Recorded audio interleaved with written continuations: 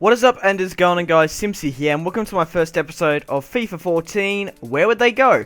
Now, you might be thinking, what the hell is this sort of series? I'm about to explain it to you now.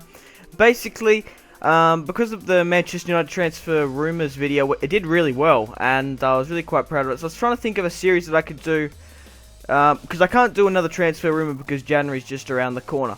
So I thought, why not play in FIFA, play as a player, and then just hand in a transfer. And some of these players I'm going to show you today are kind of unsettled, and I'll be interested to see where would you think they would go if they handed a transfer, and what the game calibrates. So the first player we did is Juan Mata, and basically he had a lot of transfer. He's very unsettled at Chelsea. He doesn't get much game time, and I wouldn't be surprised if he moves in January. Now, out of all the clubs PSG offered to him, Bayern Munich, Barcelona, I reckon he would go to Barcelona out of the things. And I pick a team in the transfer window for where I believe they would go to and the highlights. So I personally believe Mata would actually fit really well in Chelsea with Cesc Fabregas, Xavi and Iniesta. And Xavi and Iniesta are kind of old. They've got a couple of seasons left in real life, but yeah, I reckon Mata would contribute quite well to them. So guys, make sure to put in the comment section down below if you like the concept of this idea, and I'll be interested to see if I get any of these transfers right in real life. So the next player on the list is Marco Reus. Now, what happens if Marco Reus just suddenly goes, right, Klopp, I don't want to play with you anymore, I want to leave? And I find it interesting to see what the game generates and what it would be in real life. So we're going to hand in the transfer, and also guys, you can do this as well. You can test this about. All you need to do is just go player career mode and just go and play with the player and just automatically just hand in a transfer. The first transfer offer we got from Marco Reus was Atletico Madrid.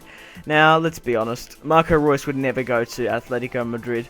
It's just stupid. Barcelona ended up handing in a contract, and I thought, would he sign for Barcelona?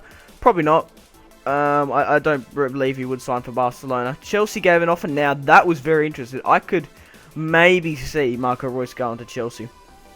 But there were two clubs I thought that Marco Reus would sign with. And the first one was Real Madrid. I would believe if Real Madrid gave Marco Reus an offer in real life, he would go. And I think that's the best transfer offer in the bunch, because Real Madrid have, I don't know, they have Ronaldo as kind of a winger. He plays as a striker more with Benzema these days. But I could see him, he could fit into the Real Madrid squad if they put out Di Maria as well. I could see him playing for Madrid. But guys, you can suggest players. Obviously, I've only got 4 players in this episode. We can't put them in. But if you guys like the idea of this sort of series, it's nice and quick. And it's interesting. I find it fascinating what the game thinks and what you guys think. And hopefully I can get some of these transfers right, because I would like to do some more transfer rumour sort of stuff. But maybe once we hit the January transfer window, I might, in real life, I might talk about who signed who and signings.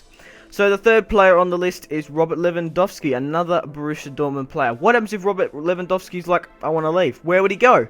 Who would offer him? Now, evidently, there's a couple of clubs that I could see him going to. Bayern Munich has been linked with the past. But we'll be interested to see if we get offers from him. If we don't get offers from him, I won't accept. So basically, the offers that I get, I take into consideration their game time, like other players that are competing, and basically, if he's especially for Mata, he's Spanish, so I could see him going back to Spain. But the first offer we got for Robert Lewandowski is Manchester City, and I was like, what the fuck, Manchester City? You already have Aguero, you have Dzeko, you have Negredo. I'm sure I'm missing out another striker in there. You got world-class strikers. You don't need Robert Lewandowski. And Barcelona kept on hitting. Once again, Barca have Messi and Neymar up front. Lewandowski wouldn't fit into the squad.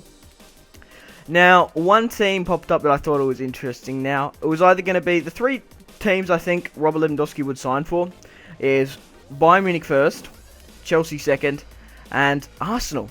Because in Chelsea, I'm going to talk about Chelsea now. Chelsea don't really have any outstanding strikers.